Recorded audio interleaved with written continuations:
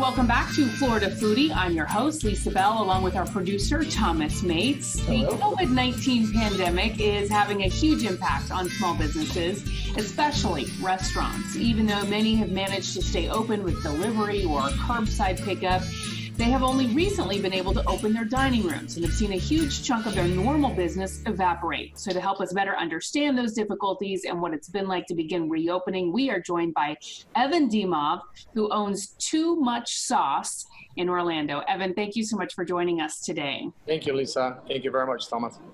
If you can kind of try to sum up, everything you've been going through, what has this pandemic done to you, your family, and your business? Everything changed. From the beginning when they started with the whole cannot dine in, pick up only, delivery only. This is nothing new in the restaurant industry that a pick up and delivery. But what COVID-19 did is it make it everybody to get conditioned to do only that.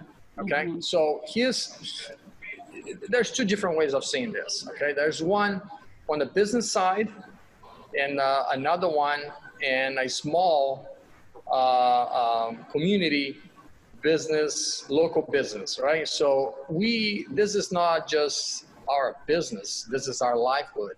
So this is a little different than, hold on, we can do two different way of analogies, analyze this thing. The first analogy would be a small business owner that cannot get in contact with their customers in a way. You lost that personal touch. You lost the service that you provide. You miss talking and everybody. They come in, you go to the table, you talk to them, and that's the personal side, and that's sad, okay, because it's not us, okay. Then we have the other side. The other side is the business side. The business side is this side that apply 100% to the big businesses. They want to see numbers. They see data and they go by it.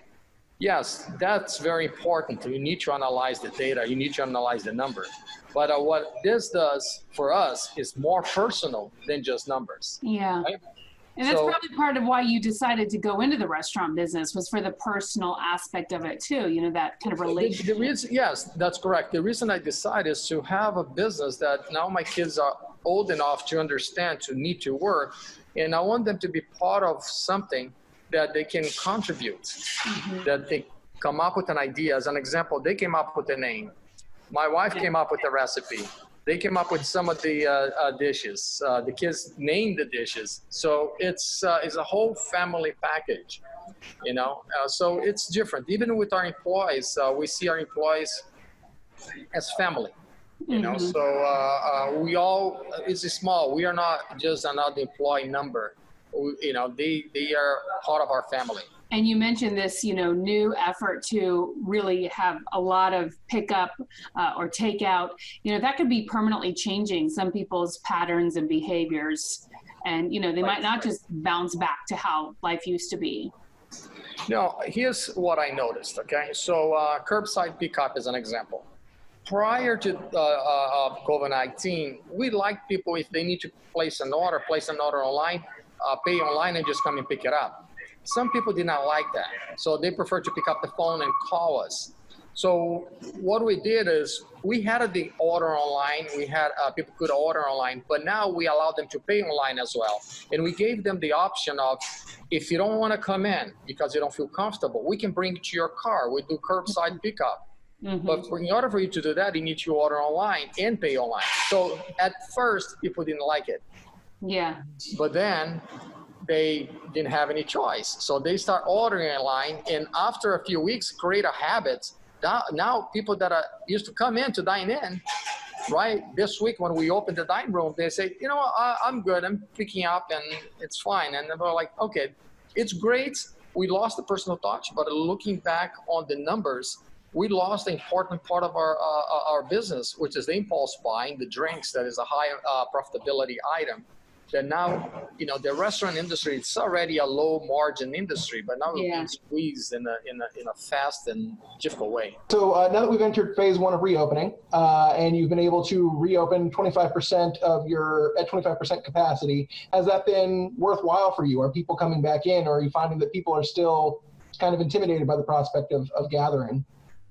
All right, so for us, quick service type of restaurants, and especially our menu, we had a good maybe 30%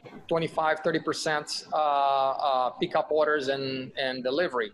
So he increased the percentage, but it's still we didn't have the necessity to have, there was probably one day this week that we used almost every single table inside, but we still didn't use 100% of that 25% seating that we can take. So in a way, for us, for the first week, the 25% seems to be okay with us because, again, the pattern has been created for them to pick up in delivery items. And the 25% should be, it should be okay for a little while, and hopefully, they increase to 50% and people start feeling more comfortable coming in. But for now, it should be okay. I know that you were applying for a lot of loans through the state government and the federal government, including the Paycheck Protection Program. What has that process been like for you? Did you ultimately, I know Nadine Yanis at News 6 interviewed you and you did secure some money. How much were you able to secure, and has that really made a difference for you? Oh, it made a huge difference. So I got the SBA grant. Mm-hmm. That I think they gave to us about a month ago. And with that grant, we got enough to pay the employees for a couple weeks. And I'll say, okay, that's perfect. And then the PPP was a little different. PPP took a long time. I was one of the first ones to apply with my bank. And I noticed all the big restaurants big chain getting a huge amount of money. And for us, it took forever. So it was very frustrating because not only it took a long time, but they keep changing their requirements, the type of paper they need.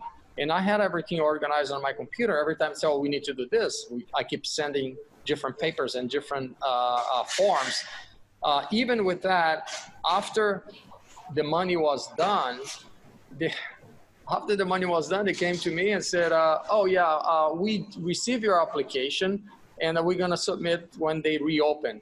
I was like, I was one of the first ones to apply, and I know people that apply with a different bank, after I did and got their money. But anyhow, I finally got it, and I sent a letter to the management of my bank, and I cannot complain, because they provide me with the money. So that money is enough for me to pay for my employees and sent last month rent. Oh, so what, can I ask you what bank you were banking with? Because we've heard that a lot of— Bank of America. Yeah, we've heard that typically if you have a smaller bank, people seem to be getting better results than going with some of the larger banks. And the SBA loan that you got, is that something you're going to have to pay back, or how does that work? Okay, so right now, my understanding, the rules are still changing of how we have to allocate that money. Mm-hmm. So from the paper that I signed, it says that if I use 75% of the money to pay for labor and 25% for rent and other things, it would be forgiven. The money that I receive is not enough to cover for a couple months. Mm-hmm. So been talking to my landlord, and I said, look, I send you last month rent because that's enough. That's all the money that they gave me. Yeah. And seems like for now, I'm not sure if they're going to change, but for now they've been very flexible and very understanding of what's going on. I don't know if they have much choice at this time, but prior to this, I never missed payments. I pay all my rent. How's the food supply been? We hear reports that, there could be shortages with meat and other items. Have you noticed any of that? Yeah, we this week we order beef, chicken wings, and a couple other things. They did not send it to us, and I had to go to local. We get our food from the truck, so I had to go to other distributors, local distributor that I could walk in and get the items. Mm-hmm. But and the price kept going up, so it's very interesting to see. I mean, all of this sounds like very doom and gloom as a restaurant owner. The prices are going up, food shortages, can only be at 25% capacity. People's patterns and behaviors are changing. How do you stay so positive and just keep going forward? You always seem to have a smile on your face. I want to cry, but okay. I learned a long time ago, the only constant thing in a restaurant industry is change, okay?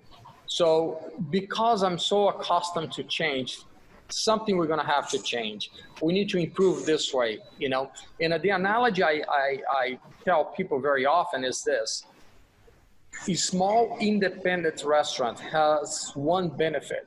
The benefit is that you can be like if you give an analogy of a jet ski in a cruise ship, you are the jet ski. You can go around and change course so fast, meaning that you can change your menu, you can offer specials, you can offer things that the big chains would need a long time to plan, to implement, and there's a huge risk because if I make a mistake, it's one location. If they make a mistake, it's hundreds of locations. So they have to be careful. But the implementation is hard. With one location, is more manageable.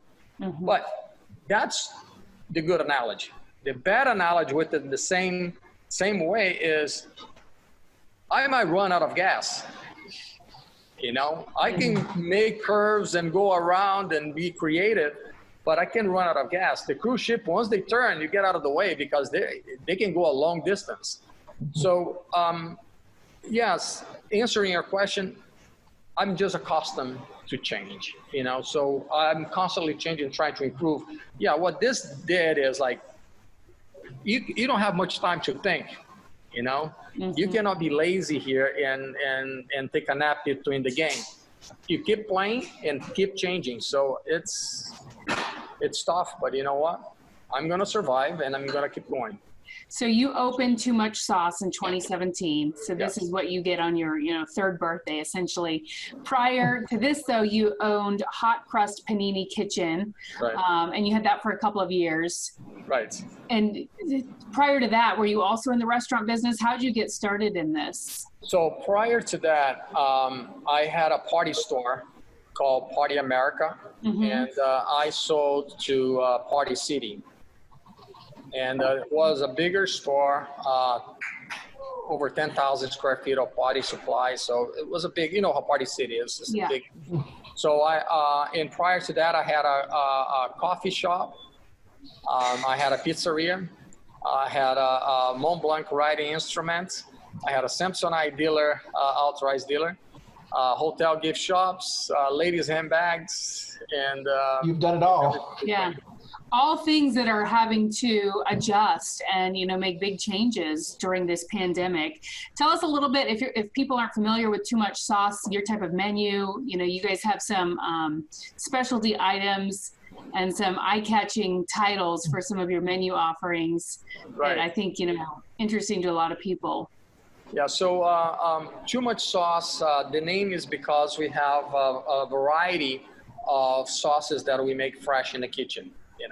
My wife created the sauce recipe, so she makes sauce every morning, along with one of my daughters there, who is very good in the kitchen.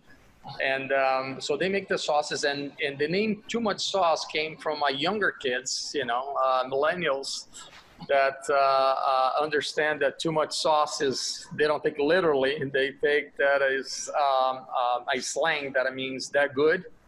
So they use the name Too Much Sauce, and we serve bowls. So all of our food is like international fusion. We have Latin style, we have Mediterranean style, we have Asian, Latin, American style, and we got some of the community leaders, and we honor our bowls in name after them. As an example, you got to start with the mayor of the city, Buddy Dyer, receive a bowl. Priscilla, they're making a lot of noise. Yeah. Hey, it's a working kitchen. Yeah, It's a right. Yeah. That's okay. If it was quiet, it would be trouble. I tell them to be quiet. You're gonna see a pen flying on my head here. And you talked about the community leaders, but it seems like the community leaders have been trying hard to support restaurants and other small businesses, and they've come up with some creative ideas to try and help you guys out. There was the 407 Takeout Day and some other campaigns. I mean, how helpful were those? Listen, I'm gonna tell you this. This community, the leadership of this community is the most pro small business leadership ever. They are right there. 407 that was created by the city, Orange County with Jerry Demings. Oh my God, that was great. On that day, our sales went up huge. Percentage-wise was huge. Yes, not as good as last year, but comparing to what we're doing for that week, it helped us a lot. So we love that. Then they give us the PPE yesterday, was great, so it helped us a lot. When they created that 25%, I was honestly a little disappointed. I said 25% is not a lot, but I think they like to solve problems, they want to prevent, not just solve problems, but prevent problems. So their whole strategy is they had already a plan to get the PPE ready, and when they say we need to use gloves and masks and all of that, I said, we understand that, but how are we going to get it? Because we cannot get it. And they came up with that. So the leadership of Orange County, the mayor of Jerry Demings and Buddy Dyer, I'm extremely happy with their leadership.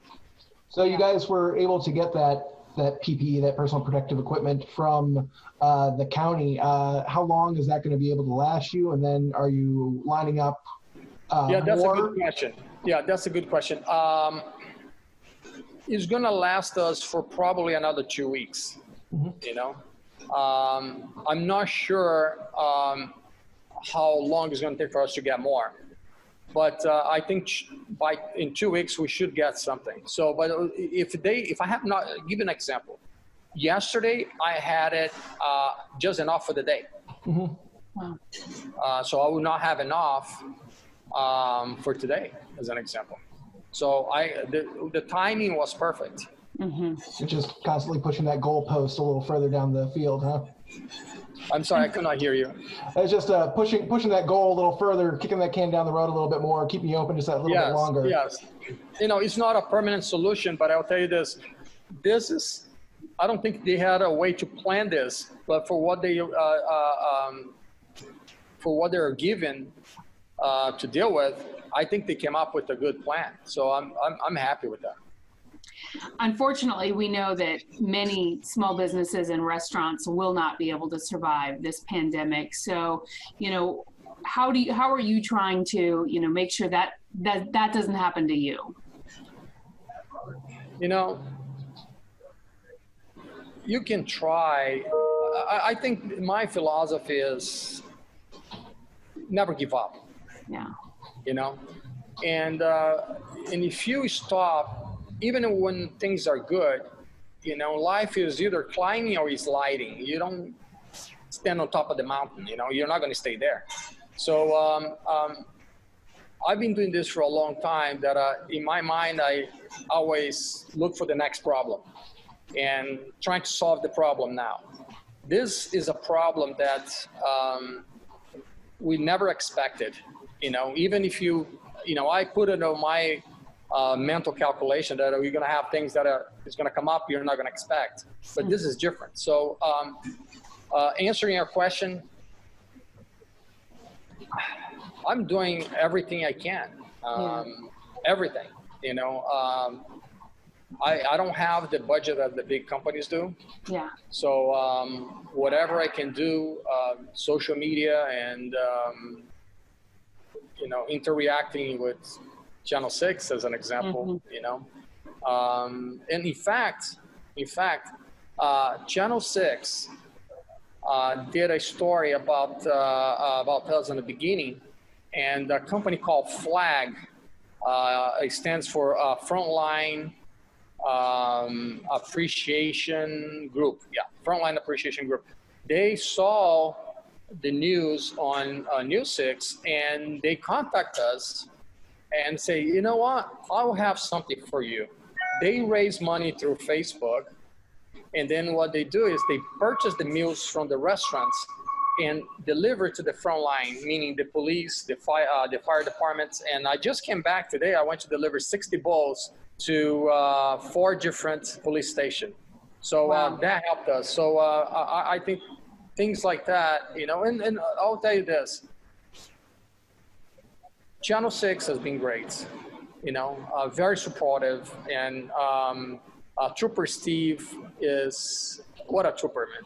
I love Trooper Steve. What a great guy. He comes in and he places his order online, come in to pick up, and his heart is in the right place, and he sees this how hard it is for a small business, and he supported the local business. He's a great guy. Yeah. So everybody has been very helpful. So yeah, and everyone's just trying to do their part to make it through. Yeah. Yeah. Well, thank you. Everybody, it's coming together, you know. Yeah. Well, thank you so much for joining us, and we wish you all the best. And you know, hopefully it won't be long before you're at 100% in your restaurant and close to normal. Yes. Real quick before we let you go, where can people find you on social media? Yeah. So our handle is @SauceOrlando, and so it is our website, sauceorlando.com. But all the social medias is at Sauce Orlando. And I want Lisa to come here with the boys. You say that now. Well, hey, we can do an ice cream fight. Right? If you think it's noisy now while you're at your restaurant, just wait till my boys and I come there. Oh, man. Oh, I would love that. Well, we would love that too. And we will definitely make a point to do that. We'll be there soon. Nice. So thank you, Evan. Just keep in mind that we close on Sundays, okay? Okay. Yeah, this is a family business. So Sundays are family time. I love it. That's great. Very important. Thank you. All right. You take care. You too, Lisa. Thank you. Thank you, Thomas. Thank you very much. Have a good day. Bye. Appreciate that. Thank you for listening to Florida Foodie. We'd also like to thank our guest Evan Demo from Too Much Sauce. You can find Too Much Sauce online at sauceorlando.com. You can also find it on social media. Just search @SauceOrlando. Be sure to follow Lisa Bell on social media as well. Search Lisa Bell News on Facebook and Instagram, or Lisa Bell News 6 on Twitter. You can also find her new children's books online at normangnomebooks.com and by searching Norman Gnome Books on Facebook and Instagram. Also, a big thank you to our technical producers Derek Mosier and Ryan Haley. I'm the show's producer, Thomas Mates. Florida Foodie is available for download wherever you get your podcasts. Please take the time to rate and review us there as well. And you can find videos of all of our podcasts at clickorlando.com/podcast.